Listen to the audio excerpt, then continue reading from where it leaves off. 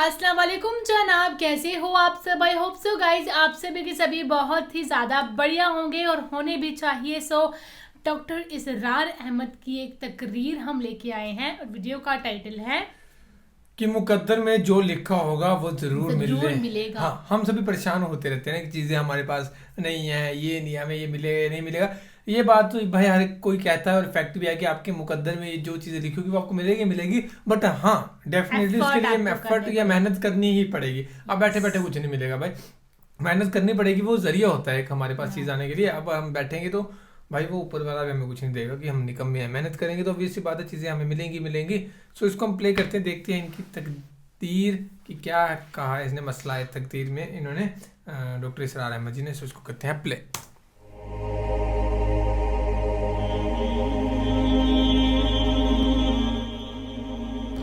اسی علم کے حوالے سے اس شخص سے متعلق یہ 4 باتیں جو ہیں لکھ دی جاتی ہیں. اب اس کو سمجھنا چاہیے. اصل میں جو بات مسئلہ تقدیر کے سمجھنے میں جو یوں سمجھیے کہ ایک بہت آسان فارمولہ ہے اگر سمجھنا چاہے انسان، اور یہ میں عرض کر چکا ہوں کہ سمجھنا چاہیں گے تو سمجھ جائیں گے، تفصیل میں جائیں گے تو الجھ جائیں گے، اور مناظرہ اور مباحثہ کریں گے تو گمراہ ہو جائیں گے. چنانچہ اسی پر میں حدیث آپ کو سنا چکا ہوں کہ ایک مرتبہ حضرت ابو ہریرہ فرماتے ہیں کہ حضور صلی اللہ علیہ وسلم برآمد ہوئے اپنے حجرے سے اور ہم مسجد کے گوشے میں بیٹھے ہوئے تقدیر کے بارے میں بحث کر رہے تھے. تو آپ شدید ناراض ہوئے اور اس قدر آپ کا چہرہ مبارک غصے کی وجہ سے سرخ ہو گیا کہ ایسے محسوس ہوا جیسا آپ کے گالوں میں انار کا رس جو ہے وہ ڈال دیا گیا ہے، وہ اس کے اوپر بہا دیا گیا. وہ سرخ قندھاری انار، اس کا تصور کیجئے، وہ عام انار نہیں جس کے اندر وہ رنگ نہیں ہوتا. پھر آپ نے فرمایا غصے سے، کیا تمہیں اس بات کا حکم دیا گیا؟ کیا مجھے تمہاری طرف اسی کام کے لیے بھیجا گیا کہ اس مسئلے میں تم بحث کرو؟ عزمت علیکم، میں تاکید کر رہا ہوں اس مسئلے میں بحث سے گریز کرو، بحث مت کرو. تو یہ مسئلہ اگرچہ اس اعتبار سے بڑا مشکل ہے، اگرچہ سمجھنا چاہیں تو سمجھ سکتے ہیں، لیکن میں ایک اور حدیث بھی آپ کو سنا دوں کہ اس پر ایمان کس قدر لازم ہے. یہ ایک تابعی ہے حضرت ابن دالمی رحمۃ اللہ علیہ. وہ فرماتے ہیں، طویل حدیث ہے، میں اس کا خلاصہ بیان کر رہا ہوں، کہ میرے دل میں تقدیر کے بارے میں کچھ وسوسے پیدا ہوئے تو میں نے جو بھی کبار صحابہ اس وقت زندہ تھے، بقید حیات تھے، ان سب سے ملاقات کی. ابی ابن کعب رضی اللہ تعالیٰ عنہ، جن کے بارے میں حضور نے فرمایا ہے کہ اقرأہم ابی ابن کعب، میرے صحابہ میں قرآن کا سب سے بڑا عالم ابی ابن کعب. ان کے علاوہ عبداللہ ابن مسعود کے پاس بھی میں گیا رضی اللہ تعالیٰ عنہ، جن کی حدیث ہم پڑھ رہے ہیں. حذیفہ بن یمان کے پاس میں گیا رضی اللہ تعالیٰ عنہ. ان سب نے ایک بات یہ کہی کہ دیکھو، ایک بات تو یہ جان لو کہ اللہ تعالیٰ کی قدرت سب شے پر حاوی ہے. اللہ تعالیٰ اگر لو ان اللہ عذب اہل سماواتہ و اہل ارضہ عذبہم وہو غیر ظالم لہم، اللہ اگر تمام آسمان والوں کو اور تمام زمین والوں کو عذاب دے تو اسے عذاب دینے کا حق حاصل ہے. وہ عذاب دے سکتا ہے بغیر اس کے کہ ہم کہیں کہ وہ ظالم ہے. تمام زمین والے اور تمام آسمان والوں میں تو نیکوکار بھی آ گئے. یہ اصل میں ایک بڑا اہم مسئلہ ہے کہ جو ہمارے اور معتزلہ کے درمیان مختلف فی ہے. معتزلہ ہی کے انداز میں اہل تشیع کا عقیدہ بھی ہے کہ اللہ پر عدل واجب ہے. اہل سنت کے نزدیک اللہ پر کوئی شے واجب نہیں. اللہ کا اختیار مطلق ہے، جو چاہے کرے. چنانچہ وہ ظالم کو معاف کر سکتا ہے جب چاہے، اور وہ کسی اچھے آدمی کو عذاب دے سکتا ہے جب چاہے. یغفر لمن یشاء ویعذب من یشاء واللہ علی کل شیء قدیر. یہ سورہ بقرہ کی آخری آیت میں ہے کہ نہیں؟ آیات میں سے ہے، لاسٹ بٹ 2، لاسٹ بٹ 3 آیت میں۔ تو اس اعتبار سے اللہ کا ایک تو اختیار مطلق ہے۔ پھر میں زید ابن ثابت کے پاس گیا تو انہوں نے یہی بات مرفوعاً بیان کی کہ میں نے خود حضور سے سنی ہے یہ بات۔ باقی 3 صحابہ کے بارے میں تو وہ کہتے ہیں کہ انہوں نے گویا کہ اپنی رائے کا اظہار کیا، اور اگر اللہ تعالیٰ چاہے لو رحمہم، تمام آسمان والوں اور تمام زمین والوں کو بخش دے اور رحم کرے، لکانت رحمتہ خیرا لہم من اعمالہم، تو اس کی رحمت جو ہے وہ یقیناً لوگوں کے اعمال سے بہت بالا ہے، بلند و برتر ہے، تو جو چاہے کرے۔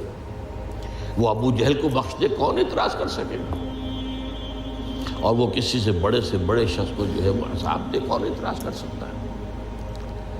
اس اعتبار سے پھر انہوں نے فرمایا وَلَوْ أَنفَقْتَ مِثْلَ أُحَدٍ ذَهَبًا، اور دیکھو ابن الدیلمی جان لو، اگر تم احد کے پہاڑ کے برابر سونا اللہ کی راہ میں خرچ کرو گے، فی سبیل اللہ، ما قبل اللہ منک حتی یؤمن بالقدر، اللہ تعالیٰ اسے تم سے قبول نہیں کرے گا جب تک کہ تم تقدیر پر ایمان نہیں رکھو۔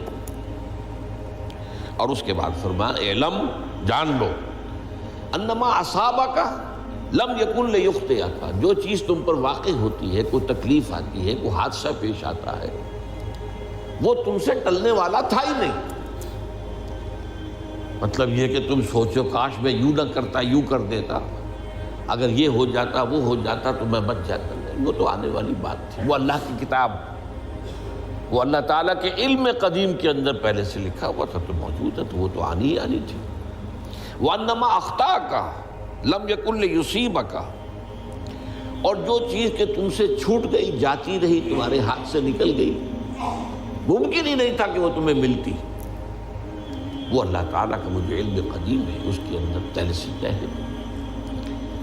وَلَوْ مِتَّ عَلَىٰ غَيْرِ هَٰذَا لَدَخَلْتَ النَّارَ، اگر دیکھو تم غور سے سن لو، اگر اس عقیدے کے سوا کسی اور پر تمہاری موت واقع ہوئی تو جہنم میں داخل ہو جاؤ۔